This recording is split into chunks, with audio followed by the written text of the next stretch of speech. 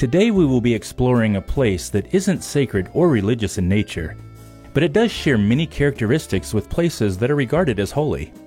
Like a sacred place, this unassuming village has prompted people to make regular pilgrimages, to be inspired, to recharge, and to escape their everyday lives. Today, we are visiting a town in France called Pont-Aven. It was here where painters like Émile Bernard, Paul Cérizet, and most famously, Paul Gauguin, spent their summers and created their own salon culture that made this town the esoteric destination it is today. This town also has a unique history and was founded by people with their own culture and language, a culture and language that they are struggling to keep alive in the modern world. It may seem unlikely, but this small village is famous throughout the art world for being a cradle of modern art. Bonjour. Je m'appelle Anaïg, je suis la référente du bureau d'information touristique de Pont-Aven et je vous accueille dans ma commune aujourd'hui pour vous parler de Pont-Aven. Donc, je m'appelle Catherine Puget, je suis la fondatrice du premier musée de Pont-Aven qui a débuté en 1985 et j'ai été conservatrice de ce musée jusqu'en 2006. Pont-Aven is located on the northwestern coast of France, in an area known as Brittany, and it has its own unique culture. It was founded by Celtic immigrants in the Middle Ages. In fact, it is the only Celtic culture that remains on continental Europe. The people here did not speak French, they spoke Breton, a language related to Cornish and Welsh. Today, Breton is considered an endangered language, although there are efforts to preserve it. To a Parisian like Gauguin, Pont-Aven must have seemed very exotic, with its own insular culture and language, although even then, French was widely spoken. The people were also devoutly Catholic. We can see many paintings by Gauguin and his followers depicting the women of Pont-Aven with their distinct black and white attire. Pont-Aven, c'est connu de tout le monde aujourd'hui grâce à la peinture et à l'arrivée de Paul Gauguin. Mais avant toute chose, il faut savoir que Pont-Aven, c'est un port dans la ville. On vivait à l'époque de Gauguin du commerce maritime. On avait des marins qui venaient ici, de Nantes et de Bordeaux. Ils apportaient du sel, du vin, et ils repartaient avec des pommes de terre, des céréales, du granit. Ces marins parlaient français, c'était important à l'époque, puisqu'ici, dans le village, on parlait breton. On est en Bretagne. Donc nos habitants, ils ont fait l'effort de parler français de bonne heure avec les marins qui venaient d'un peu plus loin. Alors c'est vrai que souvent on se demande mais pourquoi il y a eu des artistes à Pont-Aven. Donc on connaît Gauguin, c'est le plus connu, qui va faire partie d'un mouvement, le synthétisme, mais c'est pas lui qui arrive le premier. American painters like Robert Wiley were part of the first wave of artists that were attracted to Pont-Aven. And they were artists who painted realistically. However, the world was rapidly changing, and photography was making realism obsolete in the art world. And there was another technology that was changing the art world as well, paint contained in tubes. Both of these technologies changed the art world and led to the Impressionism of Claude Monet, Renoir, Pissarro, and other painters of the new avant-garde. Et c'est Robert Wiley qui s'installe à Pont-Aven dans un hôtel sur la place. Il va faire venir d'autres artistes autour de lui. On aura des Belges, Hollandais, Danois, Irlandais qui vont s'installer à Pont-Aven. Et à Pont-Aven, c'est vrai qu'on parlait le breton, le français, et tout le monde connaissait Robert Wiley, qui était américain. Donc ici, quand on entendait une langue qui n'était ni français, ni breton, on disait c'est un Américain. Et on a appelé ces artistes les Américains. Mais les Américains, il y avait plusieurs nationalités et c'était des peintres réalistes. C'est ceux qui peignaient la réalité. À l'époque, on s'intéressait à l'image, on reproduisait à l'identique comme une photo. Ensuite, des artistes arrivent en Bretagne pour les couleurs, la lumière, et entendent parler de Pont-Aven. Tu dis, oh, il y a un village breton, il y a des Américains, il y a des artistes de différentes nationalités. Tous les étudiants étrangers qui étaient à Paris pour faire leur classe, pendant l'été, les ateliers étaient fermés. Et de bouche à oreille, on disait il faut aller en Bretagne ou en Normandie pour faire de la peinture en plein air. Donc, c'est par le bouche à oreille que les premiers peintres sont venus. Dès 1865, on a les premiers Américains les Scandinaves et les Anglais. Alors, qu'est-ce qu'ils appréciaient ici? Il y avait plein de motifs, parce que c'était pour peindre dehors, sur le motif. Les gens voulaient bien poser, ce qui n'était pas le cas partout. Les gens parlaient français, ce qui n'était pas le cas partout non plus, donc c'était plus facile. Et aussi, on pouvait payer en nature, c'est-à-dire que, bon, pas complètement son séjour, mais on pouvait payer son repas à l'auberge avec des toiles, sa consommation au café, mais on pouvait payer aussi son dentiste, son tailleur, c'était en usage. Donc tout ça, c'est des conditions favorables. En plus, bon, il y avait le climat qui était bon tempéré, mais surtout aussi le temps très changeant. En fait, pour un artiste, c'est plus stimulant le temps, les nuages, le soleil, les saisons, que un beau temps permanent. Ils viennent par curiosité. Et ils trouvent ici, dans ce port, un village où il y a des gens qui parlent français, on peut parler avec eux, il y a des hôtels, on peut dormir, c'est pas cher, les gens sont gentils, les gens acceptent de poser pour faire des modèles pour les artistes. Donc de fil en aiguille, la réputation se fait de ce village et les artistes arrivent facilement à Pont-Aven. Alors les peintres les premiers qui arrivent dans les années 1870-80, ils viennent pour faire de la peinture en plein air, mais ils sont encore très réalistes. On appelle ça les peintres naturalistes. Il faut que ça soit de la peinture très proche de la réalité.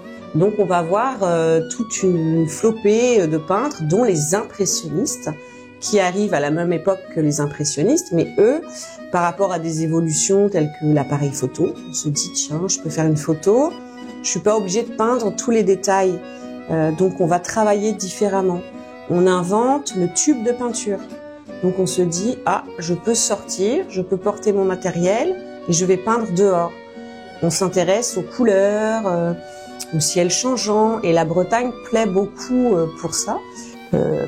Alors évidemment, la vie de la population, il y a un peu plus de 100 ans, ils étaient restés à l'écart un peu de apparemment la vie parisienne, c'est sûr. Donc en fait, pour les Américains, ils revenaient à leurs racines. Ils venaient voir le vieux pays et comment les lavandières lavaient le linge dans la rivière et comment on faisait la moisson. C'était un peu rechercher leurs racines. Et à Pont-Aven, on est dans un village où on a tout sous la main. En fait, on n'a pas beaucoup de kilomètres à faire. On a une rivière, on a un port, on a du granit, des jolies maisons, des gens accueillants. Donc les artistes se plaisent ici. Et Gauguin va vraiment, arriver, il est impressionniste. Artists like Paul Gauguin and Paul Serene wanted to distance themselves from both realism and impressionism. Les impressionnistes sont critiqués à l'époque. Le style ne plaît pas. Il va vouloir faire d'autres choses. Il discute avec des artistes, ils observent la nature et notamment un jour, il donne rendez-vous à un autre peintre qui s'appelle Paul Serene. Ils se retrouvent dans le bois d'amour à Pont-Aven. C'était le bois où les amoureux aimaient se rencontrer, donc ça a gardé ce nom, le bois d'amour.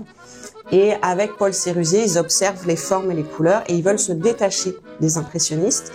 Donc on va stopper les petites touches de couleurs et ils vont suggérer de faire des aplats, plutôt des grandes taches de couleurs. Et pour se démarquer de ce qui existe déjà, ils vont décider de supprimer les détails, en fait de résumer un paysage. On va simplifier les formes et on va voir un tableau qui va naître de Paul Serene qui s'appelle le Talisman, qu'il a peint dans ce bois d'amour sous la dictée de Paul Gauguin. Et là, on est complètement dans le synthétisme qui vient du mot synthèse. La synthèse, c'est un résumé. Donc, on va justement aller à l'essentiel et avoir un nouveau style de peinture. Et aujourd'hui, on parle de Pont-Aven, d'une école de Pont-Aven. Et l'école de Pont-Aven, c'est tout un mouvement de peinture qui est né autour de Gauguin avec différents artistes qui étaient là. Gauguin and his fellow artists moved away from Impressionism. They felt that the art world was merely imitative of the natural world, and modern paintings lacked any symbolic power. Les plus avancés viennent faire de l'impressionnisme.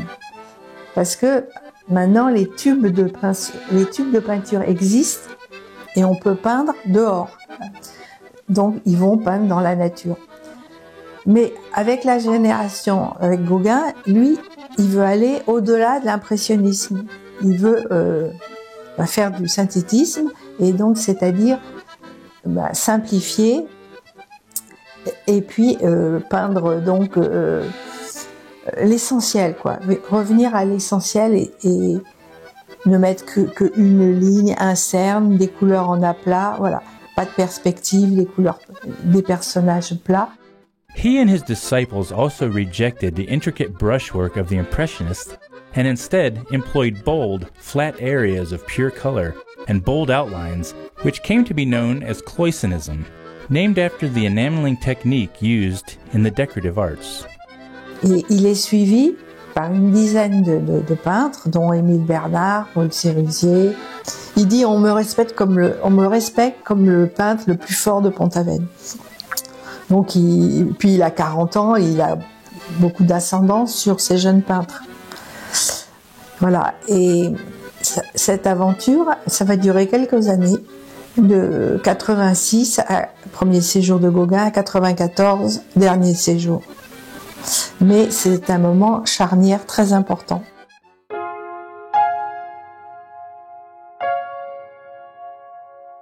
This is the most famous example of cloisonism. It is Paul Gauguin's Yellow Christ. This is the crucifix Gauguin painted, located in the 16th century chapel of Pont-Aven. And we can see a clear movement towards modernism in this piece, which must have seemed shocking at the time, with its bold and unrealistic color palette, the overall flatness of the painting, and its bold outlines of the figure of Jesus. And of course, we also have the depiction of Breton women of Pont-Aven praying at the feet of Christ. Eventually, a specific style had developed amongst the artists of the Pont-Aven school. This style became known as synthetism, a style that combines images. It employs the flat forms and outlined figures of cloisonism. It abandons realistic depictions, contains bold areas of pure color, and abandoning shading and perspective. Take this famous example of Émile Bernard's Pardon et Pont-Aven. All these principles of synthetism are on full display: the flat, outlined figures, the bold colors, the combined images. And like many paintings of the Pont-Aven school, the figures are the Breton women of the town in their stark black and white attire. This painting is thought to have inspired Gauguin's painting Vision After the Sermon, which shows Jacob wrestling the angel. Paul Gauguin's time at Pont-Aven was punctuated by some other famous excursions. In 1887, he traveled to Panama and to Martinique, and then to Tahiti, where he produced perhaps some of the most famous paintings, the culmination of the synthetism style that was developed in Pont-Aven. Today, Pont-Aven is revered by the art world for being the center in the development of Western art. It is filled with galleries and the most famous Pont-Aven Museum of Fine Arts. Ça fait cette réputation de la ville. Aujourd'hui, Pont-Aven bénéficie de cette renommée internationale, et on a donc créé un musée de peinture qui présente justement toute cette évolution des réalistes jusqu'au synthétisme, et qui fait venir beaucoup de visiteurs à Pont-Aven. Parce qu'au départ, la commune n'avait que le nom, elle n'avait aucune œuvre. Donc en fait, beaucoup de gens venaient à Pont-Aven et étaient déçus qu'il n'y ait pas de musée, puisque rien ne rappelait l'histoire des peintres. Donc en fait, ça correspond à une demande. Et quand on a commencé le musée, moi j'avais une table, une chaise et un téléphone. Et c'est tout. Donc il fallait démarrer. Au début, on a beaucoup emprunté à des collectionneurs, à des musées. On a créé un centre de documentation très fourni. Et puis, avec ces expositions temporaires, on a fait venir les visiteurs.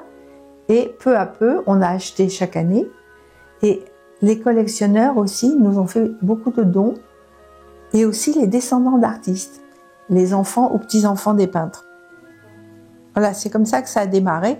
Et puis après, ça a fait boule de neige pour venir jusqu'à maintenant, où c'est un vrai musée avec une collection tout à fait complète. j'ai essayé de faire découvrir des peintres qui étaient venus en Bretagne à cette époque et qui étaient oubliés. Donc en fait, chaque exposition, pour moi, c'était des recherches sur un artiste, sa biographie et ses œuvres. Et puis, aussi se consacrer à l'école de Pont-Aven, parce que le musée a été créé pour ça. Et en gros, notre créneau, ça allait disons, à partir de 1880 jusqu'à 1950. Mais je n'exposais pas de contemporains. Parce que je considère que pour les contemporains, les artistes, enfin les galeries sont là pour faire ce travail. Et le musée ne vient qu'après. On panache, on expose aussi bien des anciens que des modernes, mais il faut qu'il y ait, je trouve, il faut qu'il y ait quand même un lien avec le lieu. Parce que quand les gens viennent à Pont-Aven, et les gens viennent de très loin et de partout, ce qu'ils cherchent, c'est Gauguin et ses amis. Il y a des milliers de personnes qui montent à la chapelle de Trémalot, qui est ouverte tous les jours, et donc il y a le livre d'or où les gens écrivent, et les gens, ils viennent pour Gauguin, pour les peintres. Donc en fait, il faut répondre à cette attente. C'était le centenaire de l'arrivée de Gauguin à Pont-Aven. Alors le musée était tout jeune et on ne savait pas du tout ce que ça allait donner. On a été submergés. On a eu 100 000 visiteurs. Et ça a été un très gros succès. Et qu'on a renouvelé en 2003 pour le centenaire de la mort de Gauguin. Et là aussi, on a fait 110 000 visiteurs. Voilà. Mais en même temps, ça dépassait même nos possibilités physiques d'accueil. Hein. C'est pour dire qu'il y avait vraiment une attente et que les gens viennent quand on fait quelque chose comme ça, quoi. Alors, Pont-Aven, c'est vrai que c'est connu pour les artistes. Et il y avait une autre activité importante. On a parlé du port. Et l'autre activité importante à Pont-Aven, à l'époque de nos peintres, c'était la meunerie. Et la ville a un dicton. Et le dicton de Pont-Aven, c'est Pont-Aven, ville de renom. C'était essentiellement des moulins à farine. Il y avait un moulin à papier qui a été peint par Gauguin, c'est un tableau qui s'appelle Le Moulin David. Tous les autres faisaient de la farine. Et c'est vrai que c'est resté sur ce dicton qui est connu aujourd'hui.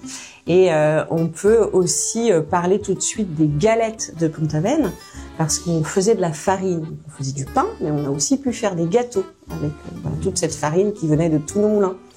Et un boulanger, un jour, s'est dit, je vais faire un mini gâteau breton. Et c'est ce qui va devenir la galette de Pont-Aven. C'est un petit biscuit qu'on mange avec le café toute la journée, avec tout, pour le goûter. Et aujourd'hui, les galettes de Pont-Aven font aussi la renommée de la ville. Certains visiteurs viennent à Pont-Aven parce qu'ils connaissent les galettes de Pont-Aven. Et on a plusieurs biscuiteries qui fabriquent ici. On a les Traumades, la biscuiterie Pont-Aven et la biscuiterie de Pont-Aven. À Pont-Aven, il y a plusieurs animations tout au long de l'année, différents concerts dans des cafés. Et il peut y avoir aussi des fest-noz. On a aussi des concerts de musique classique dans nos églises ou chapelles. Et en festival plus important, le premier week-end du mois d'août, on a la fête des fleurs d'Agen. C'est une fête traditionnelle où on peut voir des défilés en costume breton, des danses folkloriques. On a également fin août la fête de la Belle Angèle, où là sur le port, on a des vieux gréements, des bateaux en bois qui sont là. On peut visiter les bateaux et écouter des musiques de chants de marins avec des animations tout au long de la nuit, toute la soirée. On a également, alors si on vient en hiver, à la période de Noël, on a Pont-Aven en lumière, un parcours lumineux sur la rivière vraiment magnifique. Et on a également en septembre un festival qui s'appelle Cap Danse, qui est sur tout le territoire, qui passe par Pont-Aven, où on peut profiter de mise en scène artistique avec des danses aussi sur des endroits un peu des petites pépites qu'on va pas forcément voir autrement, des lieux à ne pas louper sur Pont-Aven et à découvrir par la danse. Si vous avez une journée pour visiter Pont-Aven, il ne faut pas passer à côté du musée. Vraiment, un musée qui présente toute une collection permanente sur cette fameuse école de Pont-Aven. Il faut aussi profiter de l'extérieur, de ses ruelles, de son port. On a des circuits pour marcher sur les pas de Gauguin. On peut retrouver les lieux d'inspiration des peintres dans la ville. Alors procurez-vous à l'office de tourisme le plan avec ces circuits pour vraiment les faire en entier. Il faut visiter le Bois d'Amour qui était le lieu d'inspiration de nos artistes. Et puis on a aussi une chapelle, la chapelle de Trémalot. Alors il y a beaucoup de chapelles en Bretagne, ça c'est sûr, mais la chapelle de Trémalot à Pont-Aven, c'est la plus connue dans le monde entier, car elle abrite un Christ à l'intérieur qui a inspiré Gauguin pour un fameux tableau qui s'appelle le Christ jaune, qui est exposé à Buffalo aux États-Unis. Et on peut voir ce que Gauguin a vu et comparer avec ce qu'il a peint. Et là, on est vraiment dans cette atmosphère de couleurs et de ressentis. On a aussi des balades le long de la rivière. On peut marcher sur le GR34 si on veut faire une randonnée et partir jusqu'à la mer. On peut faire une balade en bateau, un petit circuit sur la rivière commenté qui permet de voir tous les châteaux et manoirs qu'on ne voit que de l'eau puisque sur les sentiers on est trop reculé. Donc il y a une vue magnifique sur des belles demeures en pierre.